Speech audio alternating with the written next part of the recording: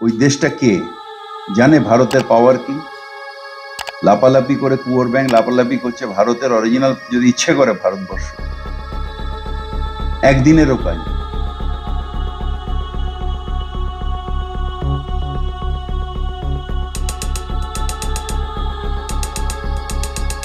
যেহেতু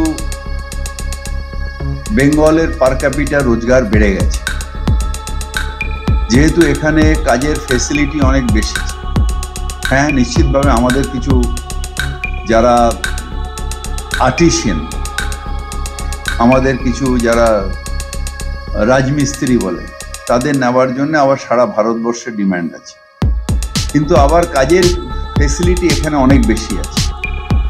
তাই এখান থেকে গুজরাট থেকে মানুষ এসে এখানে বসেছেন, এখানে বিহার থেকে এসছেন, এখানে ইউপি থেকে এসছেন, এখান থেকে রাজস্থান থেকে অনেক বছর ধরে আসছে। তো তারাও যারা তাদের আপনি পরিযায়ী শ্রমিক বলুন বা ভিন রাজ্যের লোক বলুন, তারা এখানে এসে কাজ করছে, পেটের তাগাদায়। এবার তার মধ্যে কে ক্রিমিনাল আর কে ক্রিমিনাল নয়, এটা ডিটেকশন করাটা খুব টাফ। কিন্তু তবুও আমি বলবো যে মুখ্যমন্ত্রী যখন চাইছেন যে তোমরা অস্ত্র যেখান দিয়ে হোক বর্ডারটা যাতে ওরাও সিল করে, ঝাড়খণ্ড হোক বিহার হোক, আর আমরাও এদিকে যাতে ভালো করে চেক করি যাতে এই আর্মস না আসে। এই যে ব্যারাকপুরে যারা এগুলো করছেন তারা actually supported by central government বা সেন্ট্রাল এজেন্সিস বা সেন্ট্রালে যারা রয়েছেন পাওয়ারের সেই পার্টি। সেখানে একটা ইলেকশনের প্রথম যখন আমাদের 19-এর ইলেকশনের পরে একটা ভয়াবহ ব্যবস্থা দাঁড়িয়েছে, সেটাকে আমরা ল অ্যান্ড অর্ডারটাকে ঠিক করি, মানে মারাত্মক অবস্থা যে কতগুলো খুন হয়ে গেছে। তা আমরা চাই একটাও খুন না হোক, কিন্তু ক্রিমিনাল তাকে ধরতে পুলিশ আছে এবং পুলিশ তার নিজের কাজ করবে, এটা আমি বিশ্বাস করি। কেউ কিছু উস্কানিমূলক স্লোগানও শুনলাম, এটা কাম্য নয়। কাম্য হচ্ছে যে আমাদের বর্ডার আমরা বেড়া দেবো, ওদের বর্ডার যদি ওরা ইচ্ছে করে দেবে। এটার মধ্যে কেন বিরোধ আমি বুঝতে পারছি।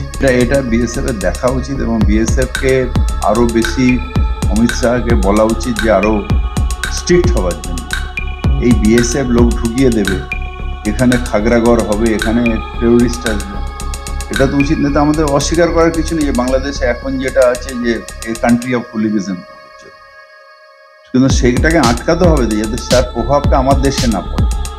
আমি খুলে দিয়ে চুপ করে রাখলাম, এখানে কমনালাইজ করবো, আমি এখানে ডিভিশনাল পলিটিক্স করার জন্য হাঁ করে বিএসকে বলে চুপসে রহো, এটা তো উচিত না।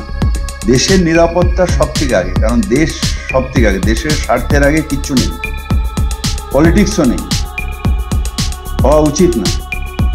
এখানে এর জন্যে মানে কমনাল ফিলিংস করার জন্যে বা কি বলে ডিভিশনাল পলিটিক্স করার জন্যে এই কিছু লোক ঢুকিয়ে দিয়ে এখানে এটা করলাম। কারা করছে? তারা এখানে আসছে কি করবে? তারা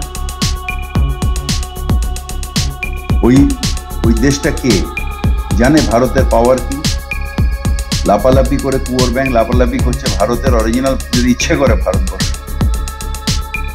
একদিনেরও কাজ। কিন্তু আমরা সেন্ট্রাল গভর্নমেন্টের ব্যাপারে, বিদেশ নীতির ব্যাপারে আমরা কোনোদিন কথা বলি, কিন্তু এখানে এইটাকে তৈরি করে দিয়ে কমনালাইজেশন করা, যে দেশের মাইনরিটির উপর অত্যাচার হচ্ছে আমরা সেটাকে সবসময় কন্ডেম করছি, কিন্তু কমনাল রাজনীতি করার জন্য আমি বিএসএফ কে ইনঅ্যাক্টিভ রাখলাম, এটা ঠিক হচ্ছে না।